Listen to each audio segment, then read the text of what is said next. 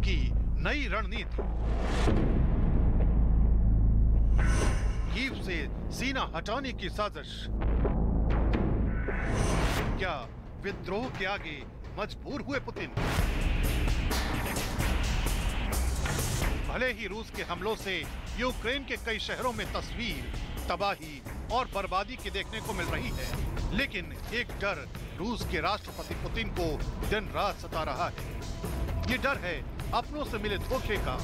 ये डर है खुद की ही सेना में फूटी विद्रोह की आवाज का। और अब इसी डर और दहशत से पार पाने के लिए रूस के राष्ट्रपति व्लादिमीर पुतिन ने अपनी युद्ध की रणनीति में बड़ा बदलाव किया है। बताया जा रहा है कि पुतिन ने कीव से अपनी सेना को काफी पीछे बुला लिया है। पुतिन के इस कदम को लगातार उनका नया पैतरा माना जा रहा है। दावा है कि पुतिन 2 कदम पीछे हटकर यूक्रेन पर बड़े हमले की तैयारी कर रहे हैं।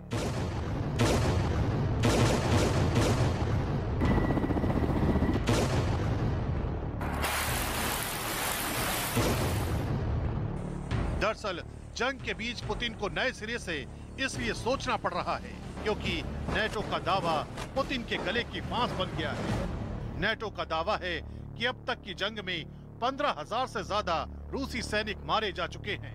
कहा जाता है कि सोवियत संघ के इतने सैनिक तो 90 के दशक में अफगानिस्तान में भी नहीं मारे गए थे। माना जा रहा है कि रूसी सैनिक अपने कम वेतन से भी नाराज हैं।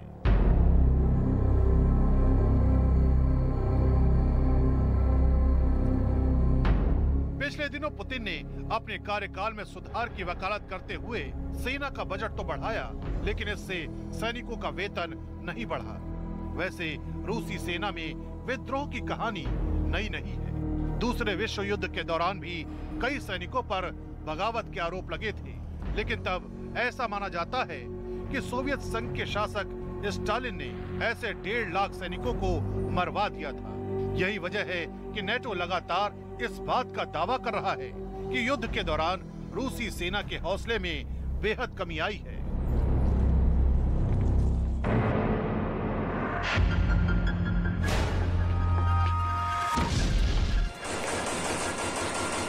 महायुद्ध, परमाणु धमकी,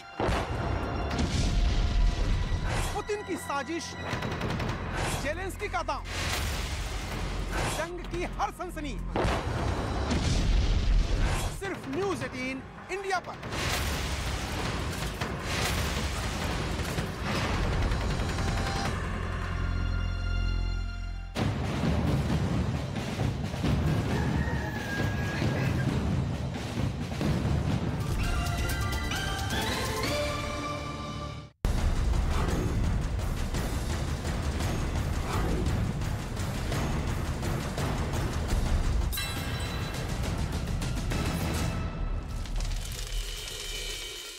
देखने से ऐसा लगा जैसे धुएं की वजह से पूरा आसमान ही काला पड़ गया हो। रूसी एयर स्ट्राइक का पता चलते ही वहां फौरन फायर ब्रिगेड की कई टीमें पहुंचकर तेल डिपो में लगी आग को बुझाने में जुट गईं। पाइप की मदद से फायर ब्रिगेड के कर्मचारियों ने आग पर पानी की बौछार शुरू की, लेकिन उस पर काबू पाना इतना भी आसान नहीं था, क्योंकि तेल होने की वजह से आग तेजी से फैलती जा रही थी और डर ये था कि आग तेल के दूसरे गोदामों तक ना पहुंच जाए। वहीं रूस की सेना ने इन तेल डिपो पर किए मिसाइल हमले का एक वीडियो भी जारी किया, जिसमें एक एयरबेस से रूसी वायुसेना के 2 लड़ाकू हेलीकॉप्टर तेल डिपो पर हमले के लिए उड़ान भरते दिखाई दिए। थोड़ी देर में दोनों हेलीकॉप्टर आसमान में पहुंच गए और अपने टारगेट को तबाह करने के लिए तेजी से आगे की तरफ बढ़ने लगे। कुछ ही देर में दोनों हेलीकॉप्टर ओडेसा पहुंच गए। इसके बाद दोनों ने अपने टारगेट सेट किए और फिर बिना वक्त गवाए उन पर एक के बाद एक कई मिसाइलें दाग दी। वीडियो के एक हिस्से में लड़ाकू हेलीकॉप्टर से दागी गई मिसाइलें तेल डिपो पर कहर बनकर टूटती दिखी। बाद में दोनों हेलीकॉप्टर अपने काम को अंजाम देकर एयरबेस पर लौट आए। और इस बीच पश्चिम यूक्रेन के शपथयूका में पुतिन की सेना ने तेल डिपो को मिसाइल से निशाना बनाकर तबाह कर दिया। यूक्रेन की सेना के टैंकों और बख्तरबंद गाड़ियों तक पेट्रोल और डीजल की सप्लाई रोकने के लिए रूस पिछले कई दिनों से तेल डिपो को तबाह करने में जुटा है। और अगर पुतिन अपनी साजिश में कामयाब हो जाते हैं तो यूक्रेन के पास रूस के आगे घुटने टेकने के अलावा कोई चारा नहीं बचेगा, क्योंकि पेट्रोल और डीजल के बिना यूक्रेन की सेना एक कदम आगे नहीं बढ़ पाएगी।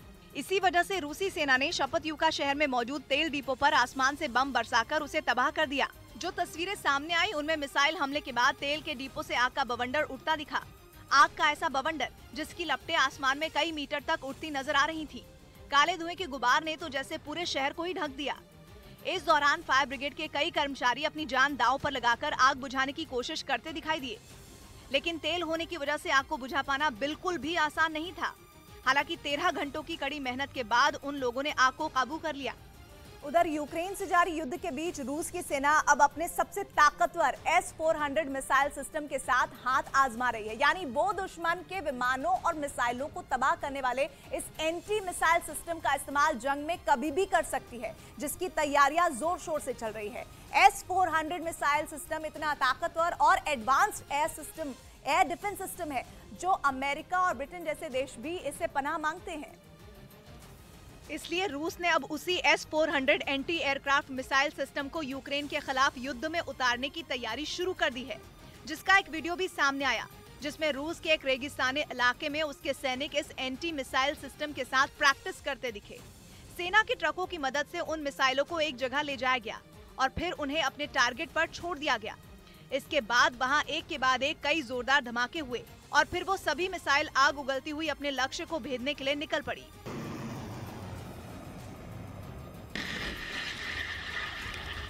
रूस के आस्त्रखिन में हुई इस ड्रिल में करीब 1000 रूसी सैनिकों ने हिस्सा लिया। आस्त्रखिन यूक्रेन से करीब 1600 किलोमीटर दूर है। यूक्रेन के अलग अलग शहरों में रूसी सेना की बमबारी जारी है, लेकिन इसके जवाब में दागी जा रही यूक्रेन की मिसाइलें रूस के एयर डिफेंस मिसाइल सिस्टम का निशाना बन रही हैं, जिसका एक वीडियो भी सामने आया, जिसमें साफ दिखा कि वहां के किसी इलाके से रूसी सैनिकों ने Z निशान वाली गाड़ी से अपने टारगेट की ओर मिसाइल दागी। इस सिस्टम के जरिए न केवल जमीन से हवा में मार करने वाली मिसाइल बल्कि जमीन से जमीन पर मार करने वाली मिसाइल भी दागी जा सकती हैं। यानी हेलीकॉप्टर और टैंक दोनों को तबाह किया जा सकता है। बताया गया कि इसका रडार इतना ताकतवर है कि दूर से ही दुश्मन के हमले को भांपकर उसे नेस्तोनाबूद कर देता है। ये डिफेंस सिस्टम देखने में छोटा जरूर है, लेकिन दुश्मन के विमान हो, ड्रोन हो या फिर मिसाइलें, इसके सटीक निशाने से कोई नहीं बच पाता। उधर रूस और यूक्रेन के बीच जंग हर गुजरते दिन के साथ और भीषण होती जा रही है और अब रूस ने अपने बम बरसाने वाले लड़ाकू विमान सुखोई का इस्तेमाल तेज कर दिया है। इसका एक वीडियो रूस की ओर से जारी किया गया, जिसमें रूसी सेना का सुखोई 35 लड़ाकू विमान हथियारों के साथ रूस के एक एयरबेस से उड़ान भरता नजर आया। चंद मिनटों में ही इसने यूक्रेन की सीमा में घुसकर हवा में ही टारगेट को लॉक किया और फिर उस पर मिसाइल छोड़ दी, जिसमें यूक्रेन की सेना के अहम ठिकाने को तबाह करने का दावा किया गया। तय वक्त में अपने मिशन को अंजाम देने के बाद रूस के सुखोई 35 विमान ने एयरबेस पर सुरक्षित लैंडिंग की। यूक्रेन को ब्रिटेन से मिल रही मदद पर रूस बुरी तरह भड़क गया और उसने ब्रिटेन पर यूक्रेन की जंग को बढ़ावा देने का आरोप मढ़ दिया। इतना ही नहीं, रूस ने धमकी दी कि वो